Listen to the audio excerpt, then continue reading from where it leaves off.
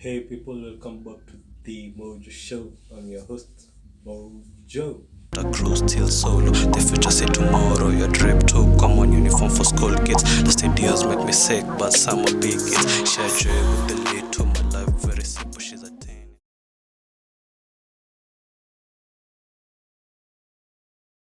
So, good evening, people. Today I'm gonna revisit one of the most defining chapters in Kenya history, a story of courage, bloodshed, and sacrifice. It's the story of the Maumau Uprising. This was not just a rebellion, it was a cry from a people who had been pushed off their land, humiliated and treated as strangers in their own homes.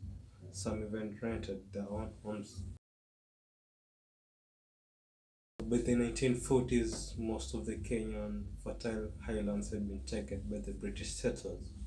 African communities, especially the Kikuyus, were forced into overcrowded reserves, while the best land became the White Highlands. So it was bad such that Kenyans had to carry passbooks to move from one place to another. They worked on European farms for pennies, living as tenants on their land. You can see the photos. In the shadows, resistance began to grow, and men and women started taking secret oaths, pledging to unity, secrecy, and determination to reclaim their own land. They were called the Kenyan Land and Freedom Army, or the famously known as Maumau.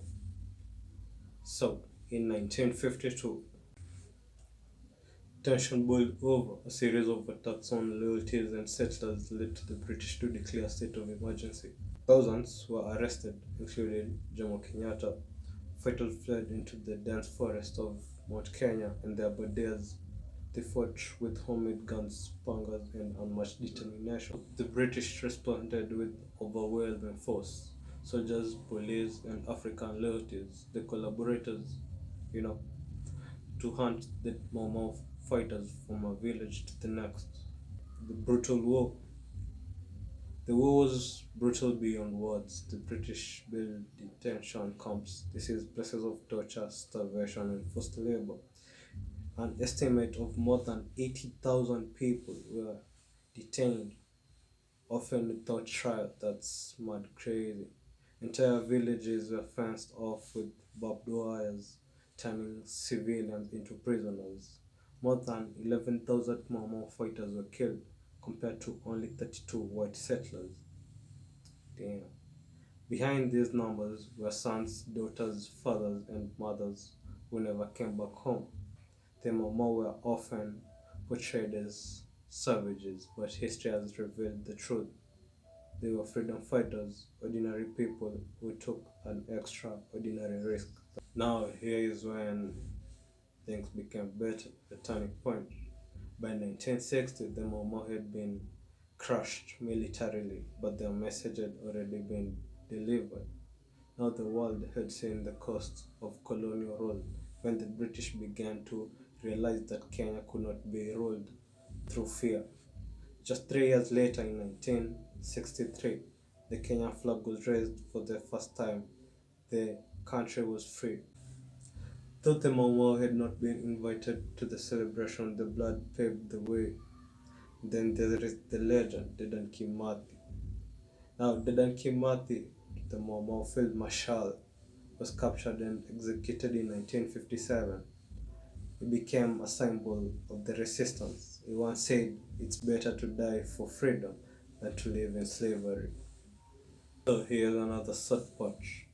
The Momo story was silenced for many years after independence, even banned from being spoken about in public.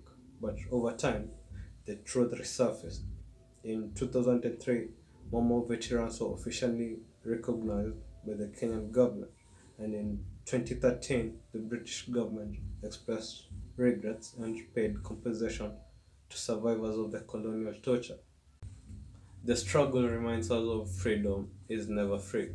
So today, as we remember the courage, may we also ask ourselves that have we lived up to the freedom they fought for? You know. So that's the summary of the uprising of the Maumau. Trouble qu'une rébellion. Tout ce qu'ils veulent, c'est un drapeau. I'll be keeping you posted on new events. You can attend have fun and where you can get tickets from.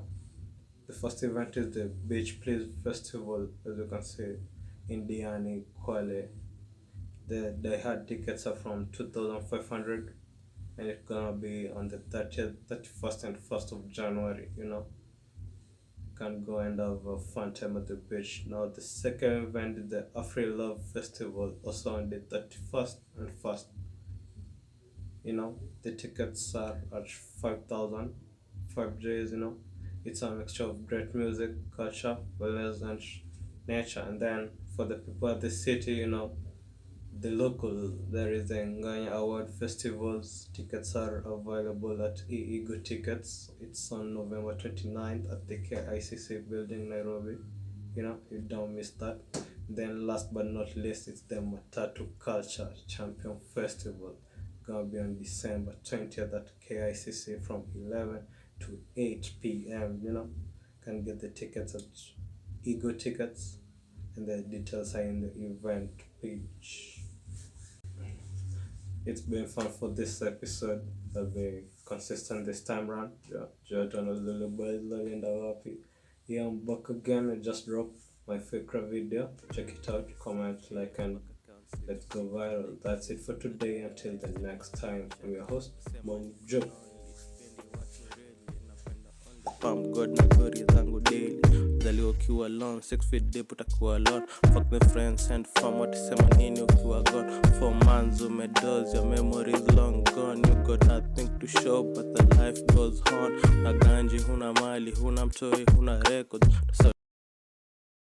Got a crew still solo. The future say tomorrow. Your drip too common uniform for school kids. The studios make me sick, but some are big kids. Share joy with the little.